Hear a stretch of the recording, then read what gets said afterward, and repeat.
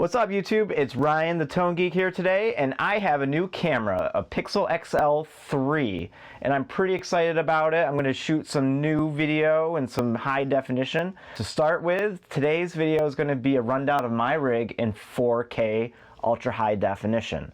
And I'm going to run you through kind of the beginnings of where I started to where I ended up and everything in between. So stick around. And if you haven't already, subscribe, please. Alright, so just to kind of give you a quick starter, here is my work area. And again, this is basically what you see in a studio. You see a lot of cool things in front of the camera. And then you start looking to the side, you're like, that's pretty messy. Oh, look, that's really messy too. There's a really bright light. Wow! And some more mess. So, I'm a real person. I hope I come across as a real person with real problems.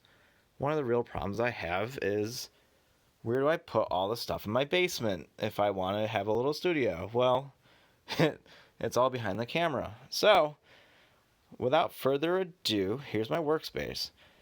Here's where I do all the electronic soldering. On the wall here is kind of where I post up my layouts when I'm doing a circuit board. And let's see, there's my workbench. I have my guitar over there. And here's my guitars on my wall that I recently hung up. Here's my listening station. So to give you guys an idea of, I go by the new method of listening directly at the speakers, keeping your ears right at the speaker, because I originally had these kind of like this over here. I would be listening and then I would be adjusting and then I'd mic up. Sure enough, it sounded awful. Couldn't figure out why, and it took me way too long to realize that, hey, I should be listening to my ears. My feet are not good listening devices. So you see things propped up. This is when I was testing out dual amp setups. Here's a cab that I swap speakers in and out, so when I'm doing testing on speakers, I'll use this 1x12 it's an extension of a Hot Rod Deluxe. That's just a big ass speaker cabinet, and here's this. So let's start from the beginning of time. I started getting the bug for playing guitar. I don't know why. 7th grade. So 7th grade, I just wanted to play. I was really, just kind of drawn to it. So 7th grade, and shortly right after 7th grade, my parents bought me this awesome Acoustic. Now this Acoustic, there's no name brand or anything. This was ordered out of a Marlboro cigarette catalog back when my aunt was smoking and my mom. They all contributed their points together and bought me this guitar. So I'm pretty thankful. This thing plays great. I have so many compliments on the deep sort of bass and the resonant feel of it. So even after all these years, and even though this thing was a freebie, I mean, it looks like it could be a Martin knockoff of sorts, who knows, but it sounds great. Look at that rosewood neck. It's a beautiful instrument for basically just paying shipping and handling and getting cancer along the way. Yeah, look at that binding on the back. It's kind of cool. So that's everything I learned from Dave Matthews. Dave Matthews was a huge influence on me. A lot of my rhythm comes from Dave Matthews. So here's a flag that my brother bought me recently. So right after my acoustic endeavor, I really wanted electric, so here's my first electric guitar. It is a mid-90s Bullet Series Squier, Fender by Squier, whatever they call it. Nothing too crazy about it. Right now I have it apart because I use this for my testing of the Silver Sky pickups, but this thing has just some awesome wear and tear on it, just from me being an adolescent in the 7th grade and shortly after. So yeah, so that's early 90s, mid 90s guitar. It's kind of got a warped neck, so I'm looking into either getting it replaced. The neck is very comfortable. Actually, it's probably one of my favorite necks, funny enough. And then just to finish the acoustic thing and the whole Dave Matthews craze, here is a replica of it's a Chinese Taylor. Don't know how you feel about these, but this is not for sale. It's for my own personal use. Chinese Taylor 914 CE. So Dave Matthews, I always loved his guitar that he had, and it just wore in just as nicely as his boots, I'm sure. So here's a long search in the end of the road of finding the same strap that he used. It was like $5 at the end, so that was kind of a fun surprise. This thing plays and sounds great. I got so many compliments on it. Check this out. I mean, the rosewood. I mean, you can tell there, there's some polish in the grain, but this thing plays amazing. Right down the tuners. I don't care if it gets beat up. Like if I had a real 914, I would be in stitches if I got anything sort of wrong with it. But it's a beautiful Sitka top. Just awesome. And it's breaking in real nice too. At first it was very, very white, and now it matches my really old acoustic here. So anyway, let's move down the line. So fast forward, I fell in love with C. Ray Vaughan.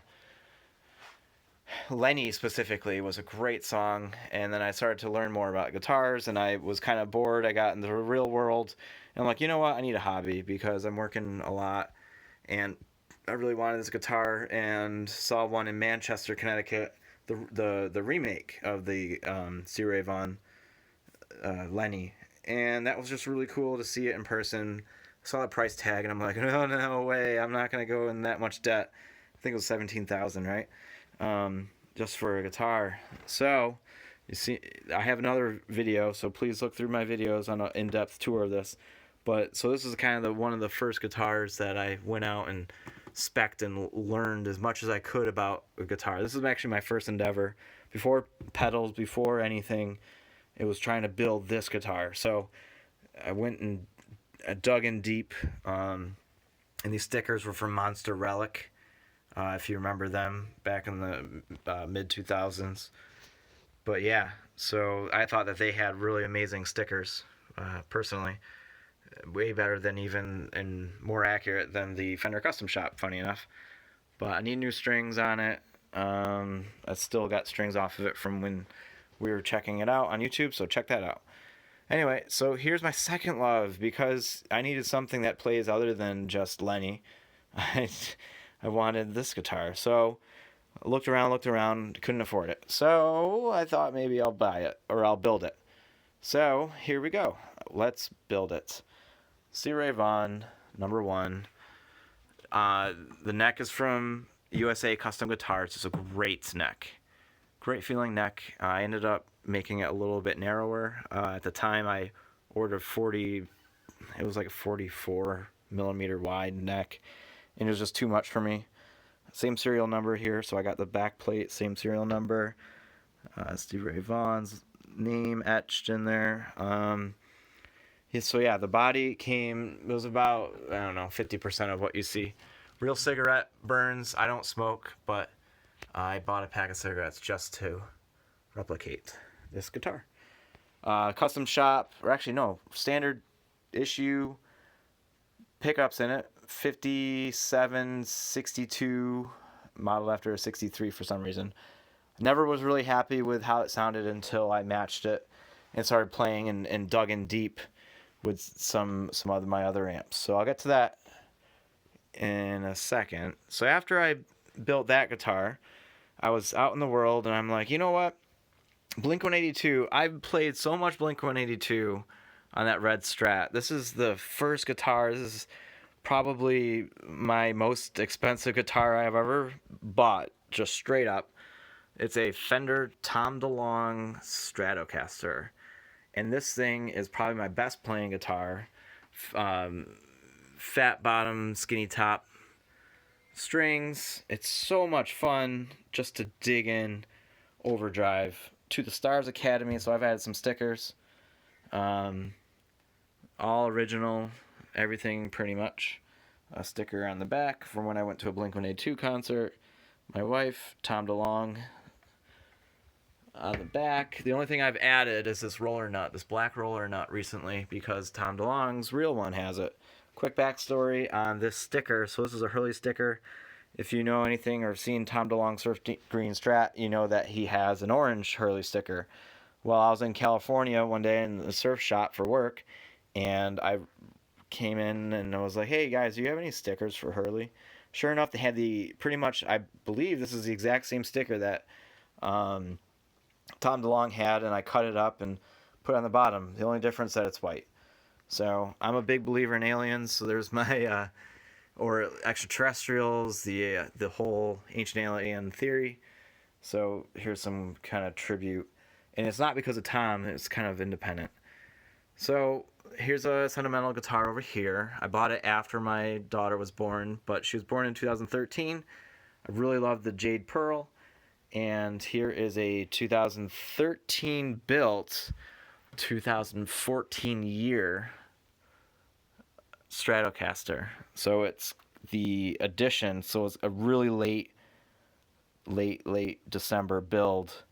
And it wasn't sold until, it was basically the model for the 60-year anniversary. So it's pretty special to me in a lot of ways because it's kind of a throw to my love for Stratocasters and, my daughter's years. So Jade Pearl, it's a great one. Another Sentimental guitar over here is a 2011 made in Mexico Stratocaster that's all taken apart. I met my wife in a band, and that band had one gig, and that one gig we were late for because I bought this guitar and she bought a drum set. So the neck on that guitar is over here on this Olympic white relic guitar. This one's one of my babies. I'm doing work on that blue one, by the way, the Lake Placid. There's my girlfriend on the side. Pinup girl. I like the pinup girls. I had a couple parts laying around, and one was a lefty bridge I accidentally ordered, so I did the Stevie Ray Vaughan thing and reversed it. So yeah, this is Custom Shop 69's in there. Sounds great. Nitrocellulose finish. Alright, so after I got these guitars, I don't know, it was probably 2012. I started really wanting to learn more about John Mayer's tone, especially through the Continuum years. So I started to get into pedals a little bit. I thought maybe, hey, you know what? Pedals are the thing that I need to learn more about. My first amp was this Hot Rod Deluxe tube amp. Actually, it's not my first tube amp, or my first amp. Over there hiding is a Park by Marshall 5-watt. And then when I joined the band, and basically my wife's band had a Craigslist ad. They're looking for a guitar. So I applied, and they're like, okay, well, show up Tuesday. Well, I didn't have a real tube amp to get over the drummer or anything. I just was noodling, and I didn't have anything other than my guitar, a cable, and that little 5-watt. So I bought this, auditioned, and made the gig. Really amateur move. I'm really glad they did that because I would never met my wife if I wasn't invited back. So anyway, here's my Hot Rod Deluxe. I recently did a twin tone stack mod to it, and I added an extra capacitor to the power stack to kind of stiffen up the power section, get rid of the flabby bottom. So, and then I added some little knobs on top to show, hey, I'm modified. Sounds great. I'm experimenting with speakers right now. So I have a Western WGS ET65s coming. Here's their stock speaker that came in there. And I'm just tone experimenting. So anyway, back on the subject of pedals. Here's my first pedal that I bought. I bought this in a Katana. And this was a standard blues driver. I bought it brand new, $100. And that $100, I then discovered that John Mayer, if I wanted to, approach the trio years of tone, he used a Keeley modified one. So I was like, oh, well, crap, I can't afford that, so I'll just modify it. So I did, and it sounded great. Nothing wrong with it. And then I opened this up very, very recently. I stopped using it for a while. and discovered that my clipping diodes were not in the right order. So even though it sounded great the way it was, it probably still will. 2 years later, I haven't put this thing back together. Almost forgot to give a shout out to my trusty RP1000. So back when I was discovering pedals and I bought my Katana, I had this also, this Ernie Ball volume pedal to try to tame my Hot Rod Deluxe. I don't know what I was doing, but I kept on throwing solutions at a problem that I didn't ultimately have. But this was a cool way for me to at least get familiar with distortion, chorus, TS-808, sort of TS-9 modeling. So yeah. So after that, what else happened? Some explosion, right? Some inspiration. I'm an electronics engineer from schooling, so this is my very first pedal that I built. I really heard a lot of great things about this $1,800 pedal called the Klon, and I wanted to own one, but I couldn't afford it. So let's build it. This PCB is Aeon Electronics. You can find them out online. Great PCB, wonderful. I built that, thought it sounded great. This is kind of the beginning of learning about John Mayer's tone. I then was trying to listen and did a better job listening of what comes next. So now it's basically checking the box. Okay, that sounds good. That sounds good. Now I'm learning, right? So right around that time, I was like, well, I need a tube screamer, and they're not that expensive. So my wife went out, and her and I 2 years ago were buying, or we were on a trip without my daughter, adult time in Boston. So outside Fenway is a Guitar Center, funny enough, and she bought me this tube screamer TS9, and this is my original pedal board for after to house these sort of things. Hope you're not getting bored. So after I did this, I started to really go more in deep. And one of the other things that John Mayer moved on to was a blues breaker. So the original Marshall blues breaker. Here's my really cruddy case for the clone that I built using an Aeon Electronics PCB. Again, I started to research the parts, and this started off life as a Make 1 version 2, and I didn't like it. The gain was too much. It was raspy. My single coils just weren't playing nice with it, and then I researched more, and it was just a few components to make a Make 1 version 1. And the Make 1 version 1 is the same one that is the foundation for the Analog Man Prince of Tone, or King of Tone. So yeah, so I made that change, and what a difference it makes. I think this is probably my favorite pedal, honestly. And the originals are cool. I would love to own one someday, but this really does a great job, in my opinion, of doing the deed. So let's see what comes next. This pedal. So it looks like a Klon, right? It is not. I built this myself. Not the case, but so it's a Chinese case. And here is the logo, water slide decals that I've made, and I attached it. So I took this Chinese case, I polished it up because it looked like crap, and I put these water slide decals on and finished it with an automotive metal awesome sort of clear coat over it. And the electronics are from Serotonin. So funny enough, after I started obsessing over, getting John Mayer's tone, I was really like, I really think that would be sweet if someone came out with an enclosure that looks pretty similar to a Klon, that just because it's a cool enclosure.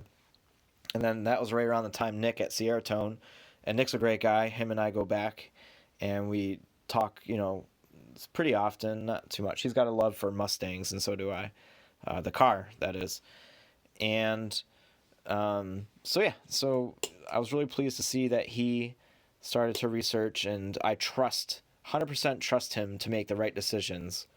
And from what I can tell, and from my own independent research, he went out to the furthest extents of the land to get the right components to build a proper clone. So that was cool. I needed something smaller, so I took all of his documentation and I bought another Aeon Electronics PCB. And this time what I did was, you can't open it up. But I used the signal chain. Basically, if there was a carbon film resistor, I put carbon film. If there was a metal film resistor, I used a metal film, per the original clone. And I think the result is just slightly different. This is low noise, very low noise. Everything about this is high quality components, metal film everywhere. And this is more true to the original. This one has that sort of original bite to it. It sounds just like my Sierra Tone. So I'm pretty confident that this is just a great smaller package of the Sierra Tone. So basically I have my smaller board. Here's my larger board right now. So hopefully you're not getting too dizzy for me running around. But my signal chain, Mogami cable, wherever I can. Now you're going to see a mix match of cables through here, but I think my search is done for new cables. This is an Amphenol connector on a Mogami cable. Amphenol on both ends. This is just a great sounding full integrity cable. Let's see if I can focus it. Straight from my guitar into my CAE wah. After this, custom audio electronics, by the way. It goes up to my tuner, so I'm trying to get as low, basically to get a buffer in as fast as I can for my signal. Here's a little pancake jumper connector into my micro synth. I use this. This is probably the most expensive, honestly, pedal that I own. Right next to the Boss MD500 and the RV500. And this is kind of cool. Like, I can go so many places with this. I don't even leverage all of it. We use it in my band for an Andrew Bird song where he's using a distorted violin, and I can kind of sort of get there with this. So after the micro synth, we go into the Katana, and I'm just starting to learn this a little bit better. This is another one of my first purchases, probably my first expensive pedal purchase, $200, and it took me about 3 years to learn how to use it the right way. So after this, it goes into the Blues Breaker. After the Blues Breaker, it goes into the Clone. After the Clone, we go up to the Qtron. So now here we depart from a standard John Mayer signal chain to a Dead & Company John Mayer signal chain. Qtron Plus. So we got the Qtron Plus, jumped into the Super Octave OC3, come back down into the Tube Screamer. Now that's just like how he uses his rig for Dead & Company. So after the Tube Screamer, we go up, and then I actually go to... Where do we go? Nope. We go over to the MD500. So we have some modulation. This is a great pedal. I haven't discovered all the tones, but all the tones I'm pretty confident are there, and in a very high quality package, in and out. So I feel really good. I'm a nerd. I'm super nerd for specs. So I will buy something most likely because of specs. My ear comes in play with most things too. But so after there, it goes into my modified Aquapus. So if you watch any of my stuff on my channel, I modify these. I feel like that's the right choice. Way better than stock with the MN2000 3005 chip. So after this, it goes into this extra delay. This summer, I saw Dead & Company and John Mayer had this on his board. I thought I was missing, funny enough, a longer delay. So I went out and bought the same one used at Guitar Center for like, $50 or so. And then we have the RV500. This is not a John Mayer sort of purchase. This is more of me needing a very dynamic reverb unit. And this does the gig. So instead of getting a timeline, which is really expensive, older processor, 24-bit. This is 32-bit processor, guys. It's crazy. If I can't find the right reverb in here, it does take a while, though. So I will say that. It's not a Flint where you just set it and forget it. You gotta discover the flint in this. All right, so let's continue. Then we start getting into amps. So I already talked a little bit about my Fender Hot Rod Deluxe. That was my first amp. Then I bought the extension because I'm like, you know what? It feels like something's lacking, and it's Christmas time, so let me buy something for myself. So I got a 1x12 cabinet. I mainly use this now for testing speakers, to try to figure out the differences and being a good listener. So then came along the kind of sort of disappointment that I had with this setup. Not sure why. Just didn't really jive with the hot rod. I thought it was super loud. I couldn't really practice with it. I heard great things about tube amps, and tube amps were letting me down. So, right, so I wanted another amp, but the problem was I was kind of picky about the amp, and I was like, oh, I really want one, surprise, surprise, like John Mayer. And he, around that time, the basically the, I'll start pointing at this one now, the Steel String Singer thing he had going on, and then he had the John Mayer signature from Two Rock amp, which was like a dream amp, right? Not much information at the time was around about that amp, so I was kind of discouraged. And this is about 2 years ago. And then all of a sudden, I realized that Sierra Tone had a John Mayer amp, and I thought that was really cool, man. That was really cool. And then I discovered that Amplified Nation had posted a schematic or layout of a Two Rock John Mayer sig that he had in his shop for like over a month, I guess is how the story goes. And I'm like, well, you know what? There's might not be enough. There is enough information out there. The problem was I was not really excited about the way that they looked, and I wanted something that was kind of unique. Right around that time was A Night in Harlem. So John Mayer did this Jazz Foundation thing with the Steel String Singer number 4, and after talking to a previous owner of number 4, he helped me kind of figure out the dimensions. He didn't have any insight into electronics or wasn't willing to offer that, but because he has other dumbbells in his collection, but he had helped me get dimensions. Sure enough, like literally last night, I discovered that the dimensions were posted online forever, and I could have just looked them up. But that was like a big undertaking for me. The big difference between mine and the real deal is a 1/4 of an inch height difference. So this is Steel String Singer number 4. I had 2. I'll go over and I'll make a separate video of just how I made these cabinets, how I made the chassis, how I made everything kind of come together and designed it in AutoCAD and the rest. But so when I was like, all right, well, I'm just gonna go straight up to the Sterling Signature, or not Sterling Signature, but the Steel String Singer, which is also part of a Sterling Signature. I discovered that when I was talking to the chassis maker, he's like, well, really, just for a little bit more dollars, why don't you give me, a little bit more and I'll make you 2, because labor and setup fee and stuff is just worth your while. So I was like, all right, fine. Just for $100, I think it was more, I got a second chassis. So I was like, well, what am I going to do with the second chassis? And Sierra Tone offered a kit for the John Mayer Two Rock Signature. So I was like, hell yeah, let's do this. So part of the design of the chassis was to incorporate both the Steel String Singer number 4 clone and the John Mayer Two Rock Signature. Like some of the component layouts and such I was able to incorporate both circuit boards. So I'll stop fiddling around here. And basically what we have is this cabinet that when I saw John at in Albany for the Search for Everything, he brought a black cabinet to the Search for Everything tour for Steel String Sing number 4. That's basically how he housed it. So I'm like, you know what, I gotta go black, but I really like the carbon fiber kind of futuristic sort of thing he had with the Two Rock. That I'll combine it that way. So here's what I ended up with.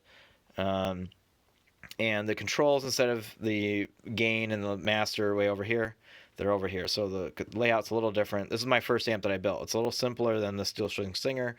So, and I have 0 amp building experience. So this is what I've done. This is kind of the route I took. So here's my gain. Here's my master volume. Treble, everything's the same. Bright and deep is the same. Bright's a 3-way. switch. My filters don't do anything right now. My plan is to incorporate filters in the future, but I wanted to learn about the circuit as it was intended by 2Rock. Reverb is the same. Luckily, some forum members pointed out that the original reverb for the 2Rock was different than what Sierra Tone was offering at the time. I think they've since changed that. So I have the 3-spring long decay reverb now in there. And the mid accent switch is the mid boost, it's way over here now. And this level is not a level, it's the contour knob. So a little bit different, little change. And then the rock and jazz is basically, I'll do a separate video on this. It's to change between the Sierra Tone and the original 2Rock. So down is the Sierra Tone, up is the original 2Rock controls, or tone stack controls. It's really just a jumper between the bass knob. So if I run 2 amps or going to do any sort of splitting, highly recommend this Leo P-Split, not sponsored by them or anything. It's such a great unit. It sounds exactly like the signal going into it. One of the little tricks I have incorporated too is that the change between 2Rock and Sierra Tone and all the rest is in a Steel String Singer is a global negative feedback resistor. And so I have 3 different values. One is the original 2Rock John Mayer Sig value. One is a signature Steel String Singer 4.7K, and then the other is the Sierra Tone. Did I already say Sierra Tone? So Sierra Tone, original 2Rock, and Dumble's Steel String Singer. And I can toggle between that and discover and learn. Basically what it comes down to, the 2Rock value is high, and what that means is there's less correction for the amp. So what you end up with is a dirty but not too dirty amp, a little loose, if that makes sense. So it works well with dirt pedals, really well. Actually, it's pretty jazzy and does all the things from where the light is, for sure. All right, now we have the Steel String Singer number 4 with brand new speakers in it from 1961. All right, so they're not brand new, but they've been reconditioned. I'm going to go in depth with this very soon once my phone charges, because it's telling me right now my batteries are getting low. But Alnico D31s, JBL 131s, recharged recently, reconed recently with an E120 kit, JBL E120 kit, by Speaker Repair Pros in California. These speakers sound amazing. So right after I built my John Mayer and loved it, I got the bug to just continue moving on, and I was motivated, I was excited.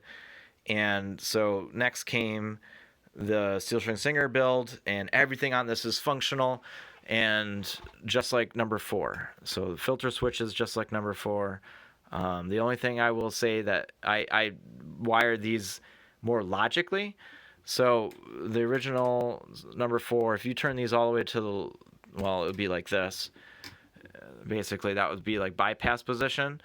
And then what I've done is increased how much is cut the more you basically toggle here. So my bypass actually is like this, whereas you start cutting in the highs, and then you can start cutting down the lows like this the more you go up. So this is basically one of the things I'm learning about mostly right now is how the high and low filters react to be a little bit different than the treble, middle, and bass. So it is different. I'll go more into depth on that. All right, so we've gone through guitars, we've gone through amps. This is how I record. So, oh, no, we didn't go through the amps. Here is my latest and hopefully last purchase, unless a super cheap deluxe reverb comes along. But it is a Fender Custom Shop Dual Professional. So when I was watching The Night in Harlem, this is the other amp he used. And when I saw John live for Dead and Company, and it just sounded so good. And this is a bright amp, and this is, I would say, the main part of his tone is through this. And I'm trying to find out high and low what speakers he used. I'm pretty convinced now that he's using the stock. After I did some little tone experiment myself, the stock Celestion Vintage 30s, they're a little mid-heavy, which is kind of surprising because he usually likes the G12 65s. One of the things that surprised me about this amp is, well, when I first bought it, no one bought it. It was $1,500. I thought that was a great price, and it just sat there for a while. Well, there was a hole in the front of this grill, and for $10, I knew that I could fix it for $10.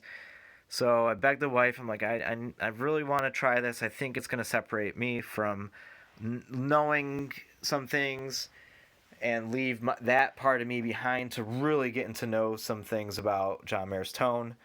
And this was, I think, a great investment. It spent some life in a kind of more humid climate because there's some rust here. I updated the logo. I put a brand new one on here from Fender, so real Fender, but I had to polish it. So the last thing about amps is then I cleaned it up. So I cleaned this. If you ever clean up an amp, please use Murphy's oil, soap oil. It doesn't dry out the Tolex. Don't use regular household cleaners. But then I cleaned up all what I could with my Eagle One metal cleaner to bring this thing back to as close as I can to clean condition. I think the results kind of speak for themselves. So one of the surprises when I got this amp was it had these amazing array of tubes in it. All well, they weren't new, but they were old stock RCA. So like the 6V6 is an RCA, 2 GE 12 AX7s. Well, actually the military designation for them. And some Tungsol power tubes made in the USA. There was a Raytheon tube in there. Basically, it was kind of a great find. And the reason for that is I recently read an article that John Mayer loves GE. And I think the other, well, GE rebranded, I think it's RCA, preamp tubes. And luckily, I have both of them now, which is great. So what I did was, I'm like, all right, well, time to roll some tubes. So if you can see down here, I got a bunch of tubes. Tungsol, brand new. Heard great things about it. All my amps had JJs across the board beforehand, and because I heard that those were good. So now it's time to experiment a little bit. Those GE tubes, man, I gotta tell you, I would not have one normally. But the clarity of every single one of my pickups comes through. That 2 and 4 position has so many harmonics. It's so complex. And every little bit of that comes through this amp and the other amps. All the amps that I put those GE tubes in V1 position. So, not so much on the other positions, but I just threw that into V1 on here. So I had a few of them in the Dual Professional, so I just kept on loading them and testing and listening for differences, and sure enough I could tell. So if you're in the market for a tube and have an extra $150 on you, those GEs are amazing. They totally are worth it. Will I ever get them again? Probably not. So I really hope these last me forever. But what I will say is that for new production, I haven't tried the Mullards yet, but the Tungsols are, I would say, a close second. For brand new tubes that you can buy right now reliably, the new Tungsols are solid. So, all right, so let's talk about this huge cab for a second. This is a 1968 Bandmaster cab. I found it on Facebook Marketplace. It was $200 for two of them, actually. One was a 15 by 2, 2 by 15. This one's a 2 by 12. It's huge. It fits the 28 and a quarter. Chassis almost perfectly. It's vintage. It's hardcore. It looks amazing. It's cleaned up now. I use Murphy's oil soap. Not sponsored by them, but I'm just trying to help you guys out, giving you some good direction on where to go. everything's so clean, cleaned up real nice, doesn't smell, and it's too big of a sound for me. So after all that cleaning and everything, I'm just probably gonna have to sell it. It's not bad. I'm gonna try to build an Alessandro cabinet, I think, next, using Poplar and the original specs that John had throughout the Born and Raised tour and such. So I think that that's gonna give the right balance. This is just like way too big of a sound for me. So, and it doesn't really balance well. I mean, this is a small friggin' room or studio, whatever you want to call it. So, as I love the width, I love the height, but it's not going to be a good fit for me. Long term, I don't think. So maybe that'll change if I take the back off. But all right. So recording. Here's a Shure SM58 mic. If I use an iPhone to record my audio, I gravitate towards this Rode XLR. Great sound quality, low noise floor. If I'm going to record through an Android, so when I have this new Android phone, I'm going to just go there into my... Here's my grandfather's from like early 90s camera rig that I use, and GoPro mounts and everything to get this Android phones, iPhones, all the things to record these videos that I take. So here's some behind the scenes. So here's an iRig that I'm going to use with my Android phones. Yeah, so that's what I got to do. And I believe that's it, everyone. So one more tour. Got the lights, the studio lights. There's my silkscreen master from the back. That was to make my... that was when the silkscreener used to make his template for the Steel String Singer. Yeah, so there's the tour of my rig as it is today. Here's a rundown of my rig and my tone experimenting. I do this. I work the hustle. There's nothing here that, I feel like someone helped me along the way. I'm trying to bust my hump to get here. And share. So the most important thing is, I think, if you have really cool things, YouTube enables you to share as much information as you can about it. I'm here to do that. And then in my interest of guitars, electronics, engineering, sound, I'm a geek for all that stuff, hence the Tone Geek. That's what I'm going to do. That's my kind of role, I think, in all of this, is to learn and share what I've learned, and hopefully helps you make some decisions, or just to be more knowledgeable through my ears and my eyes. So anyway, that's everything. Yeah, rock on.